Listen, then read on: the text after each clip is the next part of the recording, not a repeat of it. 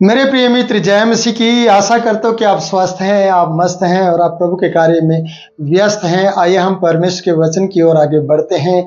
और परमेश्वर का वचन जो पवित्र शास्त्र बाइबल, जो उत्पत्ति की किताब है, वहाँ से लिया गया है और हम उसके 19 अध्याय के दूसरे पद में आ गए हैं। और 19 अध्याय के दूसरे पद को जब हम यहाँ पर पढ़ते हैं, उस लूत ने जब दो दूत को देखा है और लूत ने उन दो दूत को देखते हुए उनको अतिथि सत्कार करने के लिए निमंत्रण दिया है और इस प्रकार से अभिवादन किया है, हे मेरे प्रभुओं, अपने दास के घर में पधारिए। जब वो फाटक पर बैठा हुआ था, उसने उन दो दूत को देखा था और उसने कहा, हे मेरे प्रभुओं, अपने दास के घर में पधारिए और रात भर विश्राम कीजिए और अपने पांव धोइए और फिर भोर को उठकर अपने मार्ग पर जाइए। उन्होंने कहा, नहीं, हम चौक पर ही रात बिताएंगे। फिर यहाँ पर लूत की वो सेवा भाव फिर से मैं कहता हूँ देखा गया और उसने प्रभु कहकर उन्हें अभिवादन दिया, उनका इज्जत सम्मान किया और उनका आदर किया है। और इस प्रकार से कहा जाए कि उसने अपने घर को उनके लिए खोल दिया है। उसने कहा, अपने दास के घर में पधारिए। फाटक से अपने घर तक लाने के लिए उसने उन्हें कहा, हे प्रभुओं, अपने दास के घर में पधारिए। पहली बात है प्रभुओं, दूसरी बात है उन्हें अपना घर देने के लिए, पधारने के लिए बात की है। और तीसरी बात में जब आते हैं वह है रात भर विश्राम कीजिए। चौथी बात है कि अपने पांव धोइए और भोर को उठकर अपने मार्ग में चले जाइए, अपनी यात्रा को निरंतर कंटिन्यू करते जाइए। तो यहां पर प्रियो, इस प्रकार से मैं कहूंगा कि प्रभु कहते हुए, अपने घर में बुलाते हुए और विश्राम करने के लिए कहा और फिर से अपने विश्राम के बाद कहता कि पांव धोइए और विश्राम कीजिए और फिर सुबह अपनी यात्रा को कीजिए। आपको मैं ये कहना चाहता हूं कि जब एक यात्री को घर में बुलाया जाए, उसे निमंत्रण दिया जाए, तो सबसे पहले पांव धोने का कार्य किया जाता है, जैसे कि एक बड़ा आदर किया जाना होता है और उसकी थकावट और उसकी जो धूल मिट्टी है, जो यात्रा, क्योंकि पैदल यात्रा की जाती थी और वो रास्ते ही इस तरीके के रास्ते थे, रेतीले रेगिस्तान की तरह, जहां पर पांव में धूल मिट्टी ज्यादा लगना, कपड़े गंदे हो जाना और पांव पे ज्यादा जोर रहना और पांव की थकावट होना।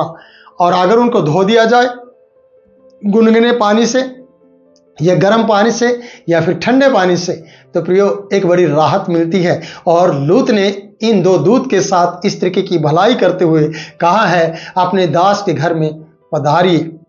चलिए दास के घर में पधारिए और रात भर विश्राम कीजिए, पांव धोइए और भोर को उठकर अपने मार्ग को जाइए।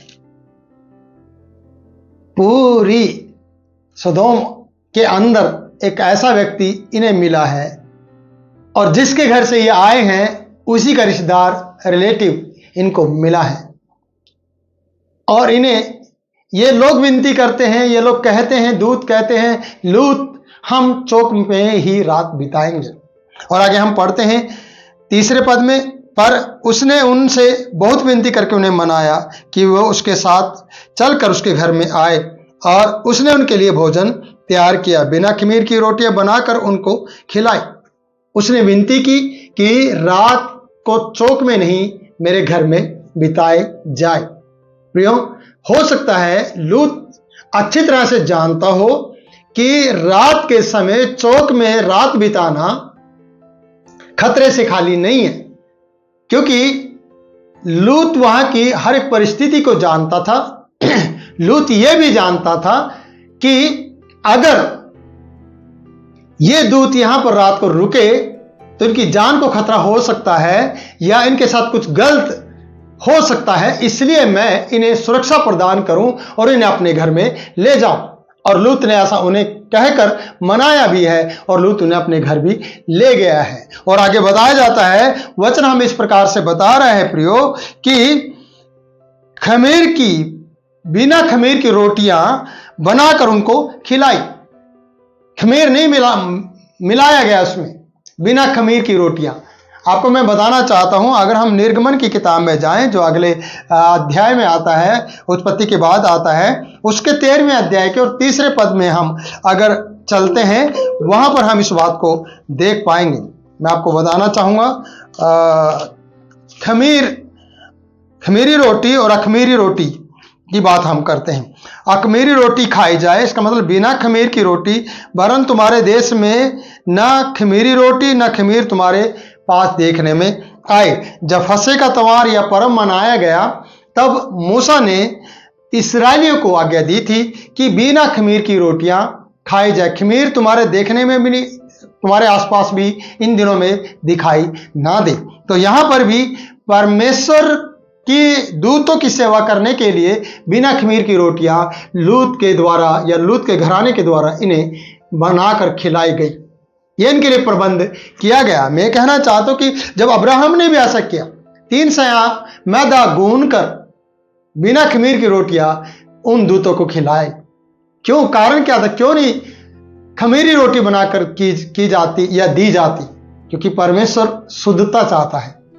परमेश्वर के लोगों को या परमेश्वर की जब अतिथि सत्कार कोई कर रहा हो या उन दूतों की या मेहमान की, तो प्रियो उन चीजों को वो अलग रखते हैं और ये समझते थे कि ये मेरे अतिथि हैं। और अतिथि का मतलब होता है कि भगवान बराबर, जैसे हम संसारिक रीति से देखते हैं, अतिथि परमेश्वर के समान माना जाता है।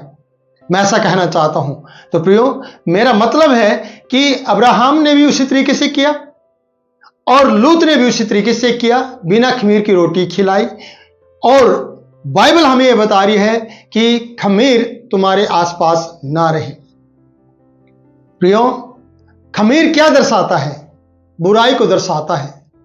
इसलिए मैं ये कहना चाहता हूं कि कई बार हमारे जिंदगी में, हमारे खाने में भी और हमारी जिंदगी में भी, हमारे जीवन में भी खमीर जैसा चीजें पाई जाती हैं जो समस्याओं को उत्पन्न करती हैं, बुराइयां उत्पन्न करती हैं। कई बार आपको लगता होगा कि ये सब चीजें टेस्ट को उत्पन्न करती है। नहीं प्रियो, शुद्धता खत्म हो जाती है। आपके टेस्ट के कारण से आप अपनी शुद्धता को खत्म कर रहे हैं। यहां पर बिना खमीर की रोटियां बनाकर उनको खिलाई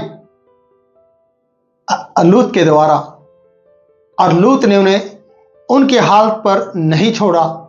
और रात में चौक में रात बिताना चाहते थे, चौक के अंदर पूरी रात, लेकिन अपने घर में उनकी रात कटवाने के लिए लूत लेकर आया है। मैं ये कहूंगा आपसे कि यहां पर लूत के अंदर उन चीजों को देखा जाता है, सेवा भाव भी देखा जाता है और सुरक्षा देखी जाती है और उनकी परवरिशी देखी जाती है कि वो किस तरीके से उसकी सेवा कर रहा है और उन्हें किसी के दूसरे के हाथ में वो छोड़ नहीं रहा, क्योंकि वहां की दशा को अच्छी तरह से जानता है। इसलिए लिखा है, पर उन्होंने मना लिया, लूत ने उन्हें मनाया है और अपने घर ले गया है और बिना खमीर की रोटियां खिलाई है। इसलिए खमीर के ऊपर बहुत सी बातें हम कर सकते हैं, लेकिन इतना समय नहीं है कि मैं खमीर के बारे में आपसे बात करूं। पर मैं इतना चाहता हूं कि आपको और हमें परमेश्वर की बात पर भरोसा रखना है और यह विश्वास करना है कि परमेश्वर ऐसे लोगों से जो सेवा भाव रखते हैं, बिना मिलावट के सेवा करते हैं, उनका साथ देना चाहता है, जैसे कि लूत का साथ देगा। और उसने दिया है कि उसके कहने पर, उसके मनाने पर उसके घर आया है, जबकि वो रात को ही चौक पर रात बिताना चाहते हैं और अंदर आना नहीं चाहते, क्योंकि वहां की दशा को ये दूत अच्छी तरह से जानते हैं, क्योंकि परमेश्वर के कानों में उनकी चिल्लाहट पहुंची थी और परमेश्वर देखने के लिए वहां पर उतर आया था और इन 2 दूत की से ड्यूटी लगाई थी कि वो जाकर देखे और उसको नष्ट करे।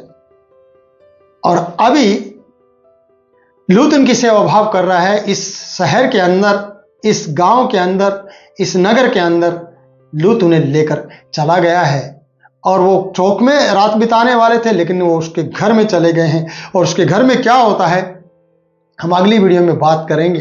पर मैं यहां पर यही कहूंगा कि उन्होंने उनकी थकावट को दूर किया। लूत ने पांव धोकर और बिना खमीर की रोटी खिलाकर और रात वहां पर जहां वो बिताने की कोशिश कर रहे थे या चौक में रहना चाहते थे, वहां से उनको अपने घर तक लाने के लिए उन्हें विवश किया है या उन्हें मनाया है।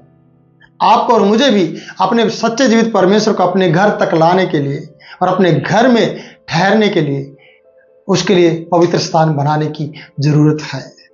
फिर चाहे आपके चारों ओर दुष्ट आकड़ते फिरते हों, आपको सुरक्षा दी जाएगी, आपके परिवार को सुरक्षा दी जाएगी, जैसे कि हम अगली वीडियो में देखने वाले हैं। तो प्रियो, इस वीडियो में बस इतना ही। फिर मिलता हूं नई वीडियो में नई बात के साथ। तब तक के लिए मैं आपसे इजाजत चाहता हूं। जय यीशु की